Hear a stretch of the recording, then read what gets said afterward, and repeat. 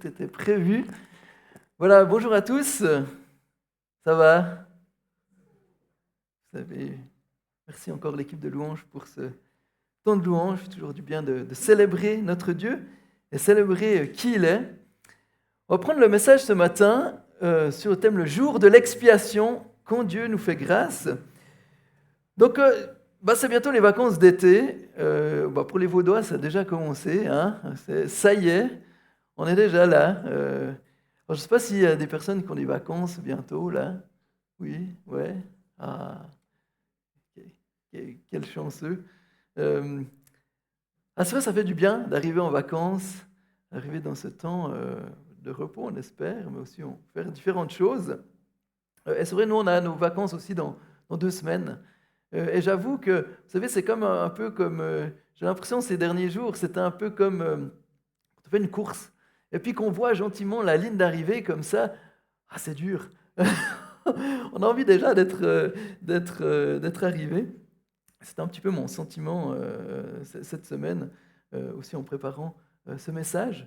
Mais heureusement, le Seigneur a donné un texte qui fait du bien. Et j'espère qu'il vous fera du bien aussi ce matin. On va parler du jour de l'expiation. Et justement, je m'étais dit avant que vous soyez en vacances, un petit peu de Lévitique, là, ça vous fera du bien. Donc un petit peu pour rappel, pour ceux qui nous rejoignent ou ceux qui n'ont pas suivi forcément toute la série, et donc on en est justement rendu au chapitre 16. Donc on a vu dans ce livre du Lévitique, donc le peuple d'Israël est dans ce désert, voilà, Dieu a fait alliance avec le peuple d'Israël pour être leur Dieu, et lui, le peuple d'Israël, son peuple. Mais on l'a vu que Dieu n'est pas dupe. Et de nouveau, j'aimerais vous poser la question, quel est le message un peu du livre du Lévitique pour ceux qui ont suivi la série? Est-ce que vous savez, je vous le demande, je crois, à chaque fois. Je continuerai jusqu'à la fin, je crois. Donc, si vous ne l'avez pas retenu, c'est le moment. Est-ce qu'il y a quelqu'un qui peut dire un peu quel est le message du livre du Lévitique? À part Nadège, parce que je sais qu'elle le sait, elle. Qui peut me le dire? Ne soyez pas timide. On a le droit de faire des erreurs, c'est le jour de l'expiation. Dieu nous fait grâce. Je vous ferai grâce aussi si vous vous trompez. Qui peut le... Ah, Pierre?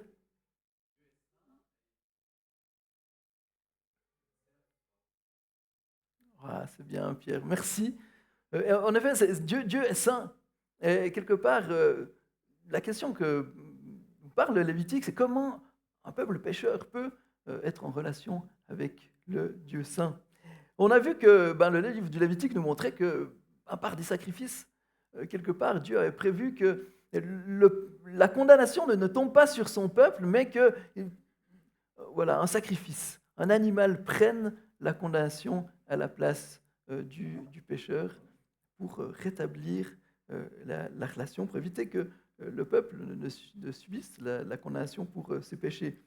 On a vu aussi que cette relation était possible par des prêtres. Il fallait des prêtres qui soient là, qui fassent justement la médiation entre le peuple et Dieu, justement en faisant les sacrifices et en se présentant au tabernacle. On a vu aussi dans les derniers chapitres que quelque part, pour être en relation avec Dieu, on a besoin de savoir qu'est-ce qui est pur et qu'est-ce qui est impur. Et on a vu la loi sur les aliments, on a vu, il y avait aussi toute une question par rapport aux taches de lèpre. On a vu le lien aussi qu'on pouvait faire avec le péché, comme comment le péché en fait impacte nos vies dans les différentes sphères. On a vu aussi justement la dernière fois, c'était par rapport aux écoulements génitaux dont il est parlé dans les chapitres précédents. Et on voyait aussi comme ça une illustration comment le péché nous impacte même au plus profond, au plus intime de nos vies. Et là, on arrive à ce chapitre 16 qui est quelque part considéré par certains comme le centre de ce livre du Lévitique. Mais avant qu'on se penche là-dessus, j'aimerais vous raconter juste 2 histoires. La première, c'est celle de Marc.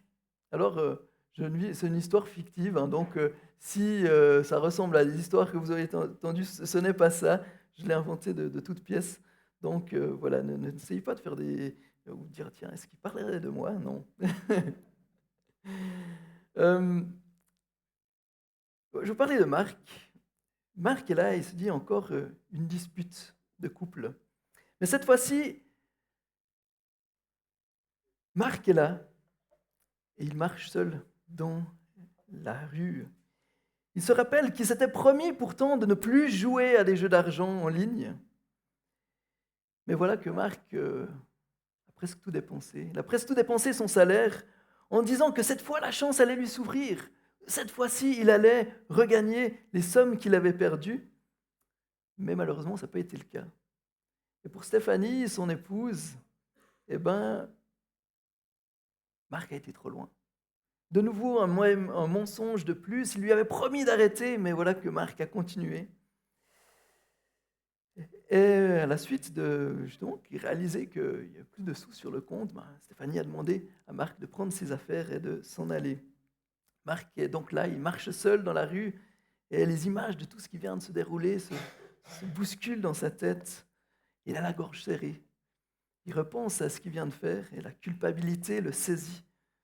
Et alors qu'il a le sentiment d'avoir tout gâché, gâché sa vie, gâché son couple, il est là et il se dit, si seulement le soir passé, j'aurais pu aller me coucher au mieux d'avoir ce désir de jouer encore. Si seulement je pouvais revenir en arrière et tout effacer pour restaurer ma relation avec ma femme. Voilà comment est Marc. Et maintenant, je vais vous parler de Nicole. Nicole qui, elle, est assise dans un bar, en train de siroter un verre d'alcool fort. Alors, ce n'est pas son habitude à Nicole de se réfugier dans l'alcool, mais ce soir, elle se sent déboussolée. Quelques heures auparavant, alors qu'elle était au travail, elle a trouvé sur son bureau la lettre tant redoutée, celle de son licenciement. Elle savait que la dernière fois qu'elle s'était emportée contre son patron, ça avait peut-être été la fois de trop. Mais voilà, son caractère un petit peu soupe au lait lui avait joué bien des fois des mauvais tours, et cette fois-ci, elle avait été trop loin. Et jusqu'à insulter son patron, elle savait bien qu'il y aurait des conséquences à ça. Elle aussi, alors qu'elle regarde le fond de son verre, elle se dit que si seulement les choses pouvaient, si seulement elle pouvait revenir en arrière, si seulement les choses pouvaient, ce qu'elle avait fait pouvait, et ses paroles pouvaient être effacées. Voilà deux situations, peut-être refléter certaines situations que certaines personnes ont pu traverser. On pourrait rajouter d'autres choses. Il y a deux histoires différentes, mais pourtant une même volonté, celle de revenir en arrière, de pouvoir effacer les choses qui ont été faites et de pouvoir rétablir la relation. Je ne sais pas vous dans vos vies, mais peut-être que ces histoires vous rappellent certaines choses que vous aussi peut-être vous avez faites, des paroles, des actes, ou après coup vous vous êtes dit, mais si seulement je pouvais revenir en arrière, si seulement je n'avais pas dit cette chose, si seulement je n'avais pas fait ça, si seulement je pouvais tout effacer, quel bonheur ça serait. Pourquoi est-ce que je vous parle de ça? C'est que quelque part ce chapitre du Lévitique, ce chapitre 16, nous parle de ça. Il nous parle du jour du grand pardon. Ce que les Juifs appellent le Yom Kippour. Et ce jour, c'était le jour où le grand prêtre se rendait dans le lieu saint. Donc, dans la partie la plus sainte du tabernacle, derrière le voile, il pouvait rentrer qu'une fois par année. C'est là où le grand prêtre faisait l'expiation pour le peuple, aussi pour le tabernacle. Et on va voir trois choses un petit peu que nous montre, je crois qu'on peut tirer de ce texte. C'est comment est-ce que Dieu œuvre pour rétablir cette relation avec lui. Comment est-ce que Dieu, ce Dieu saint, œuvre pour qu'un peuple pécheur puisse être en relation avec lui. Et pour ça, je crois qu'il fait trois choses dans ce texte. Premièrement, Dieu nous rappelle qu'il est le Dieu saint, comme on l'a chanté. Dieu est le Dieu saint. Dieu nous rappelle qu'il est ce Dieu saint. Deuxièmement, Dieu choisit un jour où justement le grand prêtre se fait serviteur et fait l'expiation pour le peuple. Et troisièmement, Dieu fournit un sacrifice De nouveau, le sacrifice, important pour ce livre. Dieu donne un sacrifice efficace qui purifie, qui éloigne le péché et qui rétablit la relation. Et c'est ce qu'on va voir. Donc on va prendre le premier point. Ah, premier point. Voilà. Je crois on peut tirer une chose de ce texte, c'est que Dieu, pour nous faire grâce, nous rappelle qu'il est un Dieu saint. Et je vais prendre les premiers versets, donc Lévitique 16, les versets 1 à 2, si vous veulent le suivre avec moi dans leur Bible. On l'a dit, l'Éternel parla à Moïse après la mort des 2 fils d'Aaron, qui étaient morts en se présentant devant l'Éternel. Je ne sais pas si vous vous souvenez, on en a parlé. Si vous voulez entendre le message, vous pouvez le retrouver sur, sur notre page YouTube. On a parlé de ça. L'Éternel dit à Moïse, dis à ton frère Aaron de ne pas entrer à n'importe quel moment dans la partie du sanctuaire située derrière le voile, devant le propitiatoire qui recouvre l'arche, sinon il mourrait. En effet, j'apparaîtrai dans la nuée sur le propitiatoire. Hop, pardon. Voilà. Donc ça, c'est les premiers versets de ce chapitre 16. Et quelque part, Dieu rappelle cet événement tragique où Aaron a perdu ses 2 fils parce qu'ils avaient amené un feu étranger. Alors voilà, on a fait toute une discussion par rapport à ça. Mais Dieu rappelle que Aaron ne peut pas rentrer n'importe comment. Dieu rappelle qu'on ne peut pas simplement venir dans sa présence comme bon nous semble. Dieu nous rappelle qu'il est un Dieu saint. Et que si Aaron ne fait pas attention, ce qui risque, c'est la mort. Waouh! Je ne sais pas si vous imaginiez, vous venez au culte comme ça le dimanche matin, vous arrivez là bientôt vers la porte, vous dites waouh, peut-être j'entre dans cette salle. Suivant ce que j'ai fait, peut-être que je serais foudroyé, je tomberais raide. Waouh! On ne viendrait pas la même chose au culte, on ne serait pas assis ici la même chose si on savait que peut-être, suivant comment, on serait comme ça frappé de mort d'un seul coup. Je ne sais pas si vous imaginez ça. Waouh, on serait dans une certaine crainte. Je ne sais pas est-ce qu'il y a des gens d'entre vous qui font de la montagne, qui aiment bien faire de la montagne, des randonnées en montagne? Ouais, certains. Ouais. Vous êtes un peu inconscient. Non, c'est pas vrai. Non, moi, j'aime bien la montagne, oui, j'aime bien de loin, mais parce qu'en fait, il y a toujours un truc, moi, je trouve que c'est dangereux, la montagne. Et je me souviens une fois, quand j'étais jeune, j'étais allé faire du snowboard de haute montagne, et puis on était là, encordés, et puis on marchait dans cette neige, puis il y avait ces falaises, il y avait des crevasses. Je me disais, mais qu'est-ce que je fais là? Je suis complètement fou. Et quelque part, la montagne, il y a quelque chose de fascinant parce que c'est beau, c'est grandiose. Mais à la fois, en tout cas pour moi, il y a quelque chose qui me terrifie parce qu'il y a une certaine part d'imprévisibilité. Et souvent, en tout cas moi, quand je suis en montagne, je fais peu preuve d'assez grand respect pour ce qui m'entoure parce que des fois, il suffit de pas grand-chose et puis on peut y passer. Mais quelque part, c'est ce qui se passe dans ce texte. On doit réaliser ça. Des fois, on a tellement l'habitude justement de venir simplement dans la présence de Dieu comme ça parce que par la grâce de Dieu, parce que Jésus a fait, waouh, on peut venir dans cette présence de Dieu. On doit se rappeler que Dieu est saint et qu'aucun de nous, si Jésus n'était pas mort pour nous, aucun de nous, on pourrait venir dans cette salle, nous tenir devant Dieu sans risquer la mort. Même tous, on y passerait. Et là, on voit que le grand prêtre devait aussi justement se purifier. Dieu est saint.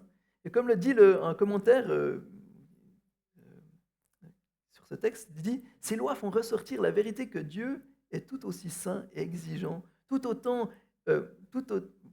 pardon. Cette loi fait ressortir la vérité que Dieu est tout aussi saint et exige tout autant de révérence lorsqu'il habite en permanence avec Israël que lors de sa première apparition sur le mont Sinaï. Je ne sais pas si vous vous rappelez, dans l'Exode, on voit la fumée, là, Dieu apparaît sur le mont Sinaï, il y a des éclairs, etc. Waouh, le peuple, il est dans la crainte.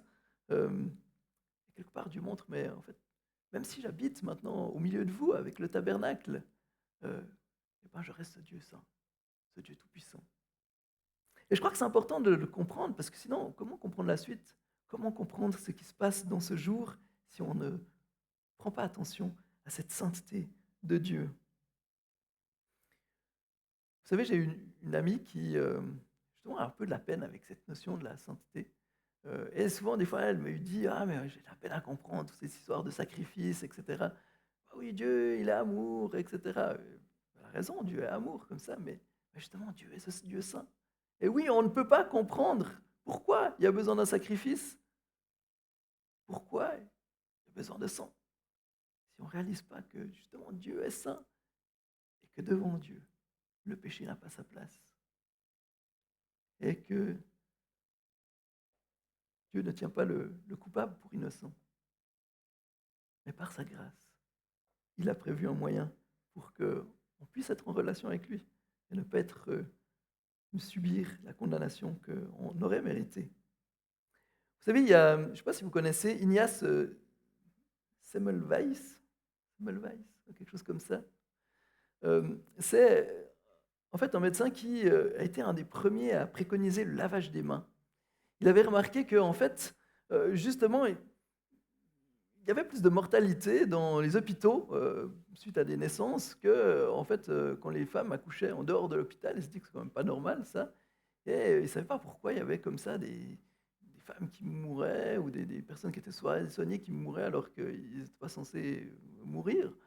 Et en fait, il a fait un lien entre en fait, ses collègues qui, justement, allaient s'occuper de cadavres, de dissections, etc. Et qui ensuite allaient faire aider à l'accouchement, etc., sans se laver les mains. Mais n'étaient pas conscients de tous les germes, etc. Bah, pour eux, c'était des actes anodins, mais ils n'étaient pas conscients de la gravité de ce qu'ils faisaient. Ça causait beaucoup de morts. Et justement, un des collègues de ce médecin, en fait, s'était coupé pendant qu'il faisait faire une opération. Et en fait, il est mort parce qu'il avait contracté la maladie. Et lui, il a fait le lien entre qu'il devait avoir quelque chose qui se passait, donc il fallait se laver les mains. Et en fait, en se lavant les mains, il a fait chuter le taux de mortalité. Mais voilà, il a été pris un peu pour un fou. Et, sauf erreur, il a perdu son travail. Mais quelque part, ce médecin avait réalisé l'importance de l'hygiène et que des actes qui nous paraissaient peut-être anodins avaient en fait des conséquences dramatiques. Et pourquoi je vous raconte ça? Parce que c'est un petit peu la même chose là. On doit réaliser que notre péché a toujours une répercussion dramatique pour nos vies, mais aussi pour le monde qui nous entoure. Et Dieu est ce Dieu saint. Et il sait que le péché n'a pas sa place. Donc voilà comment une vérité importante, Dieu est saint et on ne peut l'approcher sauf à travers de ce que lui a prévu. Et Dieu a prévu pour nous faire grâce. Il a choisi un jour où un prêtre, serviteur, vient faire l'expiation pour le peuple. Et on le voit dans la suite, Lévitique 16, les versets 3 à 5. Voici de quelle manière Aaron entrera dans le sanctuaire. Il prendra un jeune taureau pour le sacrifice d'expiation et un bélier pour l'holocauste. Il mettra la tunique sacrée de lin et portera sur son corps des caleçons de lin. Il mettra une ceinture de lin et se couvrira la tête d'une tiare de lin. Ce sont les vêtements sacrés dont il s'habillera après avoir lavé son corps dans l'eau. Il recevra de l'assemblée des Israélites 2 boucs pour le sacrifice d'expiation et un bélier pour l'holocauste. Voilà ce que devait faire le prêtre Aaron. Et il y a quelque chose d'intéressant ici, c'est que ce jour-là, le jour des expiations, eh ben, le grand prêtre, alors que normalement il avait une tunique qui lui faisait paraître un peu être comme un roi, à ce moment-là, le grand prêtre devait se vêtir d'autres vêtements, des vêtements de lin. Quelque part, le grand prêtre, à ce moment-là, devait ressembler à un serviteur. Dieu avait prévu que le grand prêtre se dévestisse de ses vêtements royaux pour revêtir l'habit d'un serviteur pour entrer dans la présence de Dieu et faire l'expiation pour le peuple. Je ne sais pas à quoi ça vous fait penser. Quelqu'un qui se dévêtit de ses vêtements royaux pour se vêtir d'un vêtement de serviteur. Ça vous fait penser à quelqu'un? Hein? Qui c'est qui a dit? Ouais. Ça fait penser à qui? Jésus. Bah oui, à Jésus. Et c'est ça qui est incroyable dans ce livre de Lévitique. Je ne sais pas si moi ça m'émerveille, je ne sais pas si ça vous émerveille aussi, mais vous voyez comment Dieu a déjà tout prévu. Dieu enseigne au peuple. Dieu montre que le grand prêtre va revêtir l'aspect d'un serviteur pour entrer dans le lieu très saint et faire l'expiation pour le peuple. Et ça devait être quelque chose de fort pour les Israélites. Imaginez-vous, le grand prêtre, celui qui, est censé être appelé par Dieu, le seul qui peut rentrer dans la présence de Dieu, revêtir d'un habit de serviteur pour faire l'expiation pour tous. Et justement, pour nous, on fait ce lien avec Jésus. Philippiens 2, versets 5 à 8, que votre attitude soit identique à celle de Jésus-Christ, lui qui est de notre condition divine. Il n'a pas regardé son égalité avec Dieu comme un butin à préserver, mais il s'est dépouillé lui-même, en prenant une condition de serviteur, en devenant semblable aux êtres humains. Reconnu comme un simple homme, il s'est humilié lui-même en faisant preuve d'obéissance jusqu'à la mort, même la mort sur la croix. Hébreux 9, 11 à 12, et d'ailleurs c'est intéressant parce que l'épître aux Hébreux, il fait vraiment ce lien, il nous montre comment le Lévitique, en fait comment Jésus accomplit tous ces rituels. Hébreux 9, versets 11 et 12, il est dit « Quant à Christ, il est venu comme un grand prêtre, des biens à venir. Il a traversé le tabernacle plus grand et plus parfait qui n'est pas construit par la main de l'homme, c'est-à-dire qui n'appartient pas à cette création. Il est entré, une fois pour toutes, dans le lieu très saint, non pas avec le sang de bouc et de jeunes taureaux, mais avec son propre sang. Il nous a ainsi obtenu un rachat éternel. » Et autant, ce jour des expiations, ça devait être quelque chose d'incroyable pour Israël. Mais autant, ce que Jésus a fait est encore plus incroyable. Il est venu une fois pour toutes. Le grand prêtre, il devait, année après année, revenir, etc. Jésus est venu une fois pour toutes, pour nous obtenir un rachat éternel. Ah, chers amis, j'espère que ça vous réjouit ce matin. Quelle belle nouvelle! Est-ce que vous réalisez ce que Christ a fait pour nous? Lui qui s'est dévêtu, il a enlevé son habit royal, s'est revêtu d'un habit de serviteur pour faire le pardon de nos péchés. Pas avec le sang de bouc, avec son propre sang. Moi, ça m'émerveille. Et je crois que justement, le but de ce livre du Lévitique aussi, c'est de nous faire comprendre la grandeur de ce que Christ a accompli pour nous. Dieu a tout mis en place, a tout préparé pour la venue de Christ, pour expliquer, pour qu'on puisse comprendre ce que Christ a fait. Voilà comment Dieu nous pardonne, voilà comment Dieu nous lave, voilà comment Dieu permet qu'on soit en relation avec lui. Comment Dieu nous lave, nous purifie et nous rend purs et saints. Troisièmement, Dieu, pour nous faire grâce, a prévu un sacrifice qui nous purifie, détruit le péché et rétablit notre relation avec lui. Alors on l'a vu, Jésus, lui, est ce sacrifice.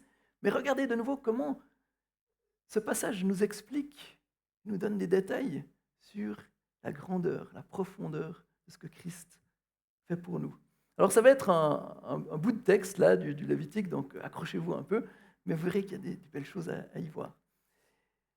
Lévitique 16, 6 à 28. Aaron offrira son taureau expiatoire, il fera l'expiation pour lui et pour sa famille. Il prendra les 2 boucs et les placera devant l'Éternel à l'entrée de la tente de la rencontre. Il tirera au sort entre les 2 boucs. L'un sera pour l'Éternel et l'autre pour Azazel. Il fera approcher le bouc tiré au sort pour l'Éternel et il l'offrira en sacrifice d'expiation. Le bouc tiré au sort pour Azazel sera placé vivant devant l'Éternel afin de servir à faire l'expiation et d'être lâché dans le désert pour Azazel. Aaron offrira son taureau expiatoire et fera l'expiation pour lui et pour sa famille. Il égorgera son taureau expiatoire, il prendra et brûle un brûle-parfum plein de charbon ardent, pris sur l'autel devant l'Éternel, et 2 poignées de parfum odorifiant en poudre. Il portera ces éléments derrière le voile. Il mettra le parfum sur le feu devant l'Éternel, afin que la nuée du parfum couvre le propitiatoire qui est sur le témoignage, et il ne mourra pas. Il prendra du sang du taureau et fera l'aspersion avec son doigt sur le devant du propitiatoire du côté est. Il fera avec son doigt 7 fois l'aspersion du sang devant le propitiatoire. Il égorgera le bouc expiatoire pour le peuple et emportera le sang derrière le voile. Il fera avec ce sang comme il fait avec le sang du taureau. Il fera l'aspersion sur le propitiatoire et devant le propitiatoire. J'y arrive. C'est ainsi qu'il fera l'expiation pour le sanctuaire à cause des impuretés des Israélites et de toutes les transgressions par lesquelles ils ont péché. Il fera de même pour la tente de la rencontre qui est établie avec eux au milieu de leurs impuretés. Il n'y aura personne dans la tente de la rencontre lorsqu'il entrera pour faire l'expiation dans le sanctuaire jusqu'à ce qu'il en sorte. Il fera l'expiation pour lui et sa famille, ainsi que pour toute l'assemblée d'Israël. Lorsqu'il sortira, il ira vers l'autel qui est devant l'Éternel et il fera l'expiation pour l'autel. Il prendra du sang du taureau et du bouc et l'en mettra sur les cornes du pourtour de l'autel. Il fera avec son doigt 7 fois l'aspersion du sang sur l'autel. Il le purifiera et le consacrera à cause des impuretés des Israélites. Lorsque Aaron aura fini de faire l'expiation pour le sanctuaire, pour la tente de la rencontre et pour l'autel, il fera approcher le bouc vivant. Il posera ses 2 mains sur la tête du bouc vivant et confessera sur lui toutes les fautes des Israélites et toutes les transgressions par lesquelles ils ont péché. Il les mettra sur la tête du bouc, puis il le chassera dans le désert avec l'aide d'un homme prêt pour cette fonction. Le bouc emportera sur lui toutes les fautes. Dans une terre aride, il sera chassé dans le désert. Aaron entrera dans la tente de la rencontre. Il quittera ses vêtements de lin qu'il avait mis en entrant dans le sanctuaire et les déposera là. Il lavera son corps avec de l'eau dans un endroit saint et reprendra ses vêtements. Puis il sortira, offrira son holocauste et l'holocauste du peuple et fera l'expiation pour lui et pour tout le peuple. Il brûlera sur l'autel la graisse de la victime expiatoire. Celui qui aura chassé le bouc pour Azazel lavera ses vêtements et lavera son corps dans l'eau. Après cela, il rentrera dans le camp.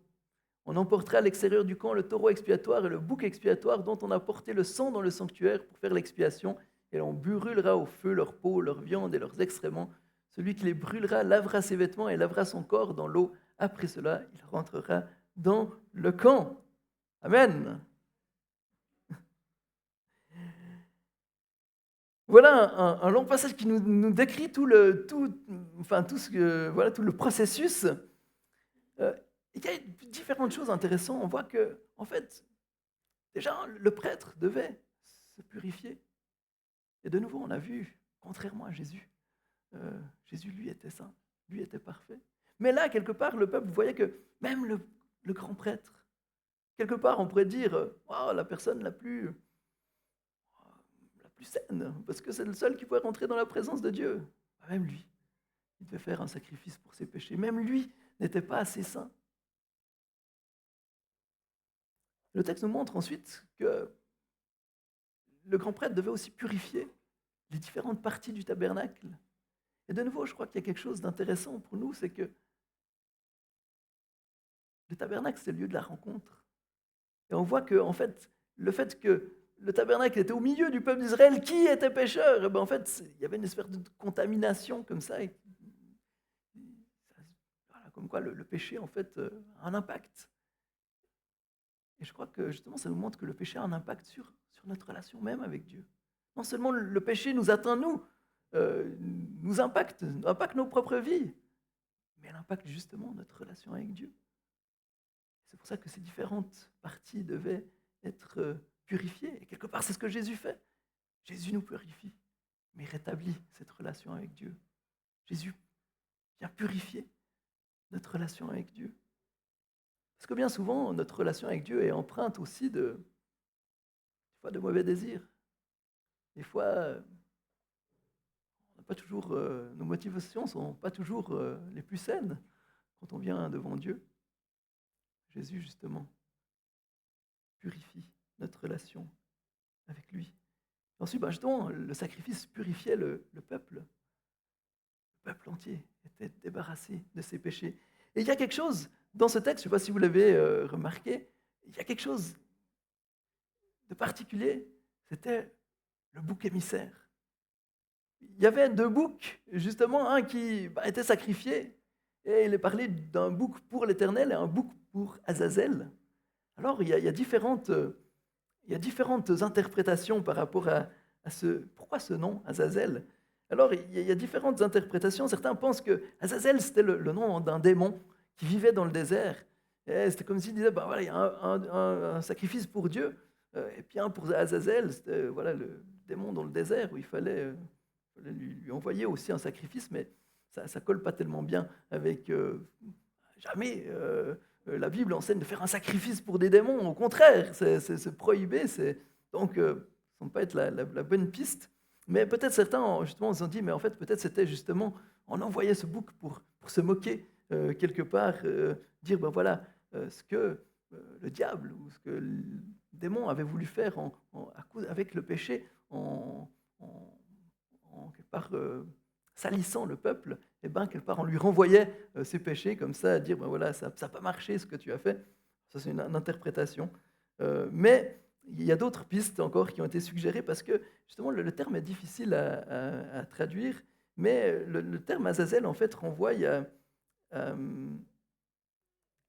au moins chasser, éloigner, renvoyer, éloignement total, destruction complète, parce que justement, quelque part, Azazel, justement, si on prend cette euh, correspondance à un démon, c'était un peu la destruction, c'était quelque chose de mal. Donc, certains ont dit, en fait, c'est le terme que voulait dire une destruction totale, ce qui semble assez collé, parce qu'en fait, c'est comme si le bouc emportait le péché pour que ce péché soit détruit complètement. Et une autre piste, c'est justement que Azazel voulait dire un précipice rocheux.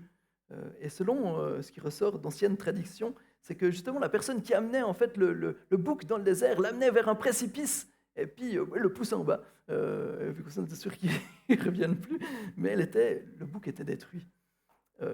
Mais peu importe, au final, ce qui est la bonne interprétation, mais justement, certains aussi avec le mot, on fait, ben, c'était le bouc émissaire. Euh, mais peu importe la bonne interprétation, c'est le fait en fait qui ressort, c'est vraiment que justement le péché était éloigné, le péché était euh, évacué du camp, le péché était mis au désert pour ne plus jamais revenir, le péché était détruit. Et là, je crois qu'il y a quelque chose de magnifique aussi pour nous de réaliser ce que Christ a fait pour nous. Quelque part, ce bouc recevait tout le péché, toute la condamnation sur sa tête et était amené loin du camp. On doit réaliser que c'est aussi ce que Christ fait pour nous. Jésus a porté notre péché. Jésus euh, éloigne notre péché de nos vies pour le détruire. Et des fois, on a l'impression que voilà, Dieu éloigne notre péché, mais qu'il est prêt à nous le servir si tout d'un coup, on ne fait pas ce qui est bien. Ben, c'est complètement faux. Justement, Dieu éloigne notre péché et Dieu le détruit pour qu'il ne revienne plus jamais. Le but de ce bouc, c'était justement qu'il ne revienne plus jamais dans le camp. Et vous imaginez pour les Israélites, wow, c'est quelque chose de magnifique. Mon péché, il est sur ce bouc et il part au loin pour ne plus jamais revenir. Et bien, c'est ce que Jésus fait pour nous. Jésus prend notre péché pour l'éloigner, pour qu'il ne revienne plus jamais. Et je ne sais pas comment sont vos cœurs. Peut-être que certains portent une culpabilité pour des choses que vous avez faites. Peut-être comme Marc ou Nicole, dont je vous ai parlé tout à l'heure. Peut-être il y a des choses que vous regrettez, des choses dont vous avez honte, des choses dites, mais ça, j'aimerais tellement n'avoir jamais fait, que cette chose n'ait jamais existé. Eh bien, si vous mettez votre confiance en Jésus, c'est ce que Jésus fait. Il éloigne votre péché pour que ce péché ne revienne plus jamais. On a été lavé, vous avez été gracié. Je ne sais pas si vous imaginez, vous n'avez plus besoin d'avoir honte pour ce péché. Vous n'avez pas besoin de continuer de payer pour ce péché. Mais Dieu vous en a délivré. Et ça, c'est merveilleux. Dieu a éloigné de nous nos transgressions. Et on le voit dans Psaume 103, versets 8 et 13. L'Éternel fait grâce, il est rempli de compassion, il est lent à la colère et riche en bonté. Il ne conteste pas sans fin, il ne garde pas éternellement sa colère. Il ne nous traite pas conformément à nos péchés. Il ne nous punit pas comme le mériteraient nos fautes. Mais autant le ciel est élevé au-dessus de la terre, autant sa bonté est grande pour ceux qui le craignent, autant l'Orient est éloigné de l'Occident, autant il éloigne de nous nos transgressions. Gloire à Dieu. Waouh! Moi je dis, mais c'est fou! C'est merveilleux. Notre péché est éloigné, loin de nous. Ah, quelle grâce! Mais pourquoi le joug que Dieu met sur épaules est doux et léger. Parce qu'on n'a plus à porter cette condamnation. Nos péchés sont rendus loin de nous. Donc ce matin, si tu te sens coupable, mets tes péchés sur Jésus, qui les éloignera loin de toi pour toujours. Voilà, mes amis, un petit peu ce que nous parle ce grand jour de l'expiation. Un jour où le péché est vaincu, un jour où le péché est détruit, un jour où le peuple est purifié, où la relation avec Dieu est rétablie. Waouh, quel jour! Quel jour! Et encore aujourd'hui, c'est un jour important pour le peuple juif. Et des fois, je crois qu'on doit s'en inspirer un petit peu plus. Parce que, par à Pâques, ou même chaque jour, quelle fête!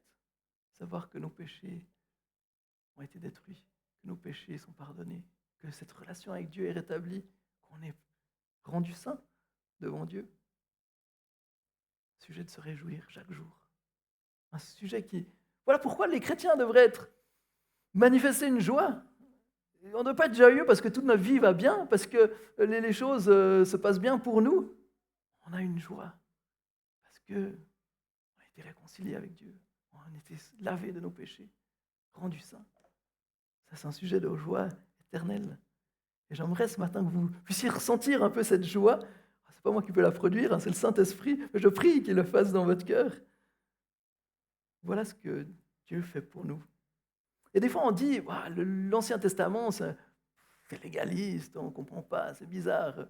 Mais je ne sais pas si vous voyez combien l'Ancien Testament nous parle de la grâce de Dieu. Moi, je crois que ce livre du Lévitique nous parle de la sainteté de Dieu, mais nous parle vraiment largement de la grâce de Dieu. Et il y a une dernière chose qui est importante de ce texte, c'est la réaction du peuple. Et j'aimerais juste maintenant vous inviter à voir quelque part quelles sont les réactions que nous, en tant que peuple de Dieu, face à cette grâce que Dieu nous manifeste, quelles sont les réactions que nous devrions quelque part avoir. Ah voilà, pardon, il y avait encore ce passage du verset psaume 103. Mais je crois que la première réaction qu'on devrait avoir, c'est justement cette révérence. Réaliser que Dieu est saint. Et un commentateur que j'ai lu disait, à une époque où nous sommes enclins à nous considérer avec une certaine désinvolture comme des partenaires de Dieu, ou à utiliser la prière et la spiritualité pour obtenir ce que nous voulons de Dieu, nous ferons bien de réfléchir à ce que signifie réellement le fait d'entrer en présence de Dieu. La nécessité des rituels de purification et la simplicité des vêtements spéciaux à porter en ce jour annuel et particulier pourrait bien mettre en évidence certaines choses que nous devrions considérer. Et le texte nous parle d'une pratique qui existait dans l'église presbytérienne ancienne. C'était que, à une certaine époque, pour prendre la communion, donc la Sainte Seine, il fallait ce qu'ils appelaient le jeton de communion. Donc les anciens allaient en fait voir les gens pendant la semaine, et puis c'était l'occasion où les gens pouvaient confesser leurs péchés, pouvaient prier les uns pour les autres, et à ce moment-là, ils recevaient un jeton. Et en fait, pour prendre la communion, ils devaient donner leur jeton, dire qu'ils avaient, pris ce temps pour faire un examen de conscience et de pouvoir confesser leur péché. Enfin, voilà, c'est une chose intéressante. Mais je crois qu'il y a quelque chose à retrouver aussi pour nous, cette révérence de Dieu, réaliser qui est Dieu. Et j'étais cette semaine visiter l'abbatiale de Payerne. On était avec la barque, justement, on avait notre sortie d'équipe. Chaque année, on a une sortie, puis on était voir l'abbatiale. Et d'ailleurs, si vous ne l'avez jamais fait, ça vaut la peine. Je dis, waouh, ça fait tellement d'années que je suis là, je n'ai jamais vu cette abbatiale. C'était l'occasion. Et je trouvais que la guide nous a super bien expliqué. C'était vraiment passionnant. Mais on voit que les moines, quand ils ont construit cette abbatiale, ils avaient pensé à tellement de choses. En fait, on entre, l'entrée arrive, puis en fait, on descend une marche, et puis elle nous expliquait que en fait, les moines appelaient là, c'était la Galilée. Et puis en fait, ça leur rappelait leur baptême, parce qu'avant d'entrer dans l'église, on descendait une marche, comme ça, c'était un peu comme le baptême, on se plonge Et puis ensuite, on entrait dans l'église et en fait, tout le long, l'église en fait est un petit peu en pente et monte. Et c'est comme si en fait, plus on s'approchait du cœur, plus on montait comme ça vers la présence de Dieu. Et puis, par le cœur, c'est un peu représenter la Nouvelle Jérusalem. Et il y a toutes des réflexions dans les fresques, etc. Dans l'entrée, justement, on voit Jésus qui tient des paroles à sa gauche, à sa droite, et puis à sa gauche, il y a le jugement, puis à sa droite, il y a la bénédiction. Et en fait, les fresques en face représentent ça. Donc, il y a l'enfer et le paradis. Enfin bref, il y a plein de symboles. Je me dis, waouh, mais les types ne sont pas dit, on va simplement faire un édifice comme ça pour faire nos cultes, mais tout dans l'architecture était réfléchi euh, pour rappeler toutes ces vérités, euh, euh, ces vérités que nous dit la Bible, nous dit l'Évangile. Et je vous montre, euh, alors c'est l'abbatiale de Payerne qui m'a autorisé à vous montrer cette image. Donc on fait la gentillesse de, de me prêter cette image. Et en fait, même justement dans les colonnes, et puis là on voit un homme qui sacrifie un bouc. Et je me suis dit, bah, tiens, ça va bien, c'est exactement ce dont on parle aujourd'hui. Et quelque part, voilà, on se rappelait de toutes ces choses. Je crois que quelque part, on devrait s'en inspirer des fois, rentrer, venir au culte et se rappeler waouh, ce que Dieu fait pour nous. Et tous ces, voilà, toutes ces choses qui sont là pour s'émerveiller. Je crois que vous êtes émerveillés hier de voir l'équipe de Suisse gagner contre l'Italie. Combien plus forte raison, émerveillons-nous de Dieu qui a vaincu la mort et le péché. Donc, la révérence. Deuxièmement, l'humilité. Je crois que ce texte nous montre combien aussi l'humilité est importante. Comme j'ai dit, le grand prêtre lui-même devait revêtir des vêtements de serviteur. Aucun de nous ne peut prétendre être assez saint, être assez juste pour entrer dans la présence de Dieu. Tous, on peut s'humilier en disant, bah oui, on a besoin. Et le grand prêtre devait faire un sacrifice pour lui-même aussi. Nous avons tous besoin de la grâce de Dieu. Et si on est là, si on connaît Dieu, ce n'est pas qu'on est meilleur que les autres. Soyons pas comme les pharisiens, à regarder ceux qui ne connaissent pas Dieu de notre, enfin voilà, de haut, en disant ah, ces pauvres pécheurs, heureusement que je ne suis pas comme eux. Euh, Moi, j'ai dû me reprendre, hein, des fois, j'ai eu de telles pensées. Mais non, c'est par la grâce qu'on est sauvé. On devrait toujours avoir cette humilité. Troisièmement, la repentance. Lévitique 16, 29, 34 finit comme ça. On va parler du rituel et dit, c'est pour vous une prescription perpétuelle le 10e jour du 7e mois. Vous humilieriez, vous ne ferez aucun travail, ni l'Israélite, ni l'étranger, en séjour parmi vous. En effet, ce jour-là, on fera l'expiation pour vous, afin de vous purifier. Vous serez purifiés de tous vos péchés devant l'Éternel. Ce sera pour vous un sabbat, un jour de repos, et vous humilierez. C'est une prescription perpétuelle. Celui qui fera l'expiration, c'est le prêtre désigné par onction et établi dans ses fonctions pour succéder à son père en tant que grand prêtre. Il mettra des vêtements de lin, des vêtements sacrés. Il fera l'expiation pour le saint sanctuaire. Il fera l'expiation pour la tente de la rencontre et pour l'autel. Et il fera l'expiation pour les prêtres et pour tout le peuple de l'assemblée.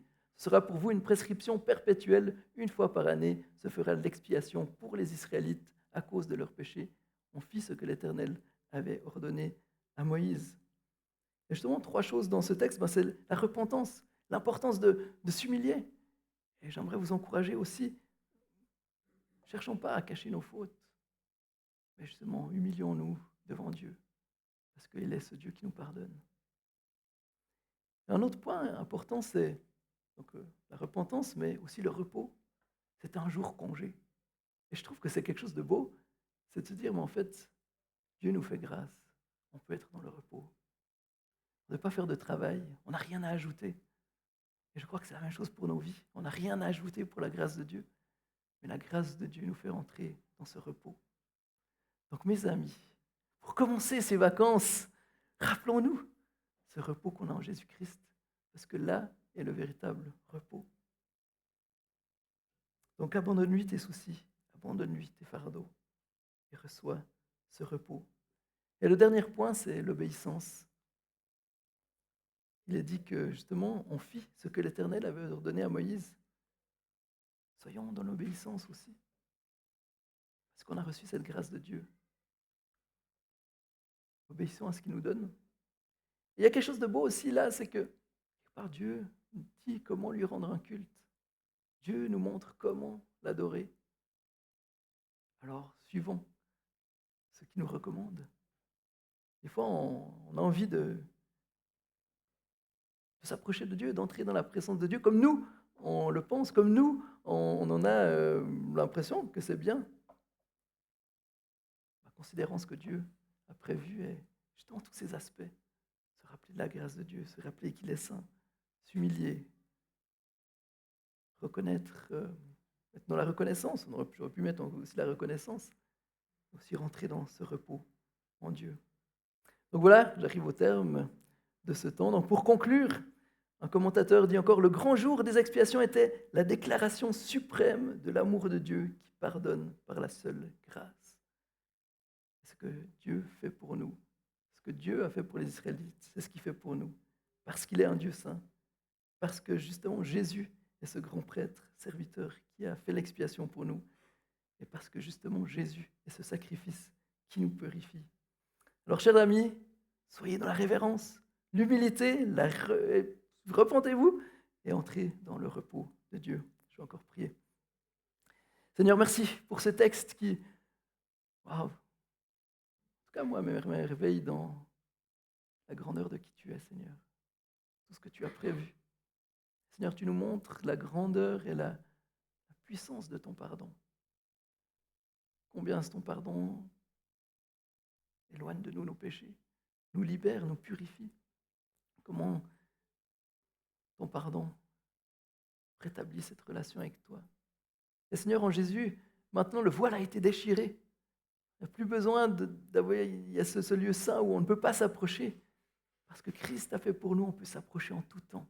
Chaque jour de notre vie, chaque heure de notre vie, on peut venir dans ta présence pour vivre cette relation avec toi. Et Seigneur, c'est ma prière pour mes frères et sœurs ici, Seigneur, qu'ils puissent profiter de ce privilège incroyable de venir dans ta présence. Et que pendant ces vacances, que ce soit quelque chose qui nous aide, nous. Seigneur, tu vois combien on se tourne vers différentes choses qui sont agréables. Mais Seigneur, c'est toi qui nous donnes le vrai repos. Et Seigneur, donne-nous pendant ces vacances, de pouvoir nous approcher de toi, prendre ce temps avec toi pour nous délecter de ta présence. Cette présence qui nous donne la vie. Seigneur, viens bénir chacun ici. Et Seigneur, enlève toute culpabilité, enlève toute honte. Mais Seigneur, remplis-nous d'une joie et d'un émerveillement éternel. En ton nom Jésus. Amen.